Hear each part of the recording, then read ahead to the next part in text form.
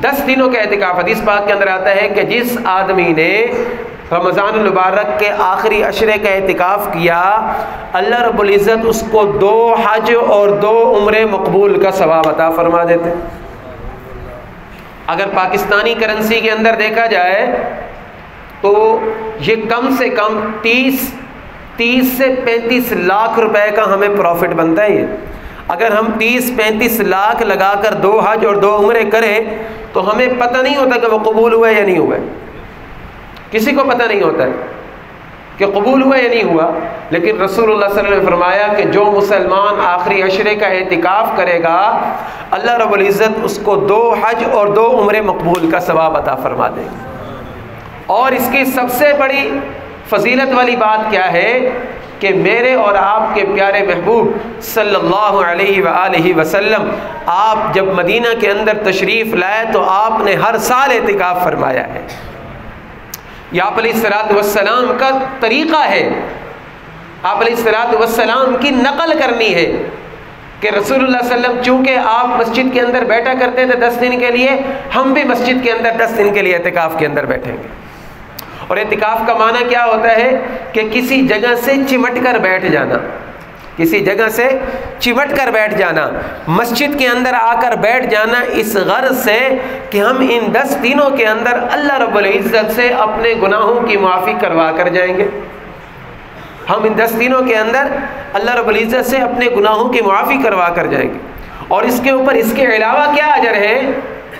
رسول اللہ صلی اللہ علیہ وسلم نے فرمایا کہ جو بندہ مغرب سے عشاء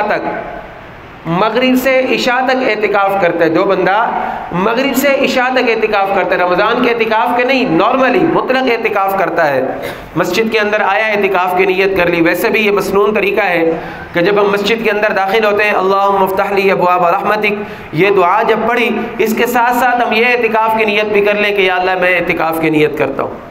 تو جتنی دیر ہم مسجد کے اندر رہیں گے اتنی دیر ہمیں اعتکاف کا ثواب ملتا رہے گا. تو حدیث پاک کے اندر آتا ہے جو بندہ مغرب کے ٹائم داخل ہوا، اعتکاف کی نیت کی اور عشاء تک بیٹھا رہا، عشاء کے بعد چلا گیا، حدیث پاک کے اندر آتا ہے جس نے اتنی دیر کا اعتکاف کیا، اللہ رب العزت اس کے لیے جنت کے اندر ایک محل بنا دیتے ہیں. جنت کا محل اللہ رب العزت اس کے لیے بنا دیتے ہیں. اب جو بندہ روزانہ مغرب کے ٹائم آ جائے اور آ کر اعتکاف کرے، سال کے 365 محل بنوا سکتا ہے وہ. اور کتنے سال کی زندگی اللہ رب العزت ہے تو وہ کتنے محل بنا سکتا ہے. اب سوال یہ پیدا ہوتا ہے کہ اتنے محل سمائیں گے کیسے، جنت کے اندر سمائیں گے کیسے؟ تو حدیث پاک کا مفہوم ہے کہ ایک ادنا جنتی کو جو زمین الاٹ کی جائے گی، ادنا جنتی کو جو زمین اللہ رب العزت دیں گے، وہ اس دنیا کرۂ ارض جتنی زمین ہے اس سے 10 گنا زیادہ ہوگی، اس سے 10 گنا زیادہ ہوگی. اور حدیث پاک کے اندر آتا ہے کہ جنت جو ہے نا، جنت وہ چٹیل میدان ہے. جنت کے اندر کچھ نہیں ہے. تم نے محلات بھی دنیا سے بنوانے ہیں، اس کے اندر باغات بھی دنیا سے لگوانے ہیں، اس کے اندر یہ نہریں وغیرہ، یہ تمہارے اعمال کی بدولت، جتنے اعمال زیادہ ہوں گے اتنے اللہ رب العزت تمہارے لیے وہاں پر نہریں بہاتا رہے گا، اتنے تمہارے لیے وہاں پر محلات بنائے جائیں گے، اتنے زیادہ گھنے تمہارے لیے باغات بنائے جائیں گے. اللہ رب العزت جنت کی طرف مسلمانوں کو ترغیب دیتے ہیں. ان للمتقین مفازا حدائق واعنابا وکواعب اترابا وکأسا دہاقا لا يسمعون فيها لغوا ولا كذابا جزاء من ربك عطاء حسابا في جنة عالية لا تسمع فيها لاغية فيها عين جارية فيها سرر مرفوعة وأكواب موزوعة ونمارق مصفوفة وزرابي مبثوثة فلا ينظرون إلى الإبل كيف خلقت حور مقصورات في الخيام لم يطمثهن إنس قبلهم ولا جان ولمن خاف مقام ربه جنتان ذواتا أفنان فيهما عينان نزاختان.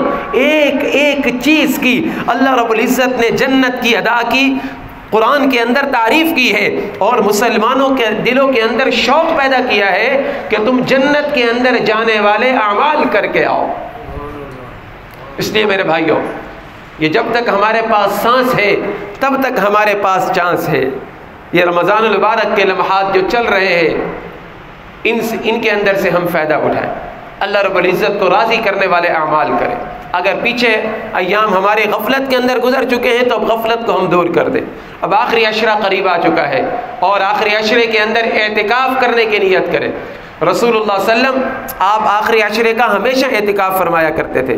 علماء اکرام نے فرمایا ہے کہ سنت مؤکدہ علی الکفایہ ہے کہ پورے محلے میں سے اگر کوئی بندہ بھی اعتکاف کے اندر نہیں بیٹھے گا تو سارے محلے والے گناہگار بن جائیں گے۔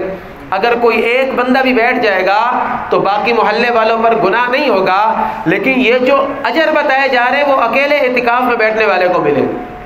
حدیث پاک کے اندر آتا ہے کہ اگر صاحب اعتکاف مسجد کے اندر بیٹھا ہوا بہت ساری نیکیاں وہ نہیں کر سکتا ہے، مثال کے طور پر وہ مریض کی مزاج پرسی کے لیے نہیں جا سکتا، وہ جنازے کے اندر نہیں جا سکتا، بہت سارے ایسے کام ہیں وہ نہیں کر سکتا۔ حدیث پاک کے اندر آتا ہے اگر باہر رہ کر وہ کام دوسرے لوگ کر رہے ہیں، یہ چونکہ مسجد کے اندر بیٹھا ہوا ہے، اللہ رب العزت فرشتوں کو کہتے ہیں کہ اس کے نامہ اعمال کے اندر یہ نیکیاں بھی لکھتے رہو۔ یہ کام نہیں کر رہا، یہ مسجد کے اندر بیٹھا ہوا ہے، لیکن اعتکاف میں بیٹھنے کی برکت سے اللہ رب العزت اس کو یہ نیکیاں عطا فرما دیتے۔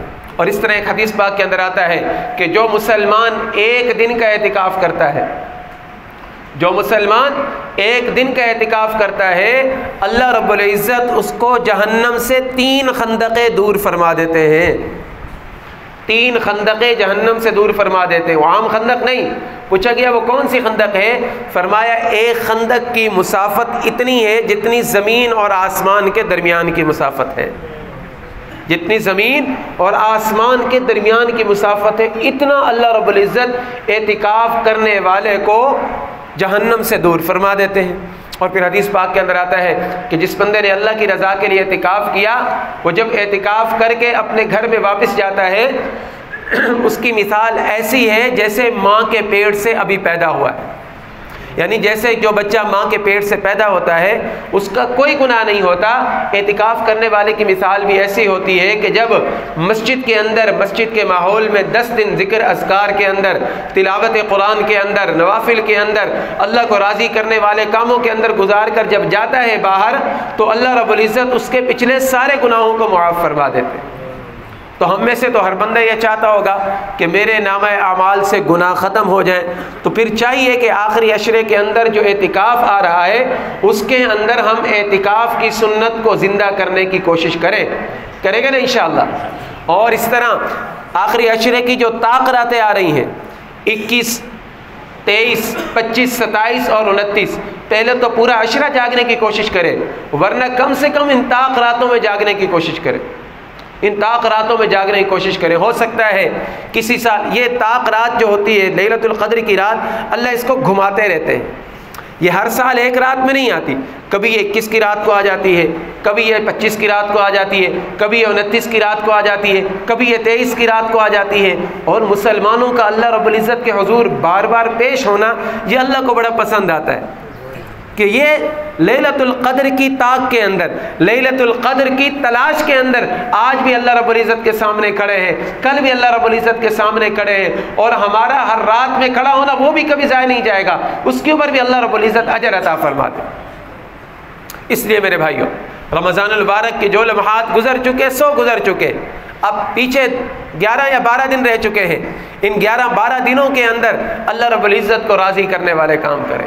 اور سب سے بڑا رضا والا کام کیا ہے کہ گناہوں کی زندگی کو چھوڑ دیں، گناہوں کی زندگی کو چھوڑ دیں، یہ بہت بڑی نیکی ہے۔ رمضان المبارک کے مہینے میں بھی ہمارے بہت سارے دوست ایسے ہیں کہ جن کے معمولات کے اندر کوئی فرق نہیں آیا۔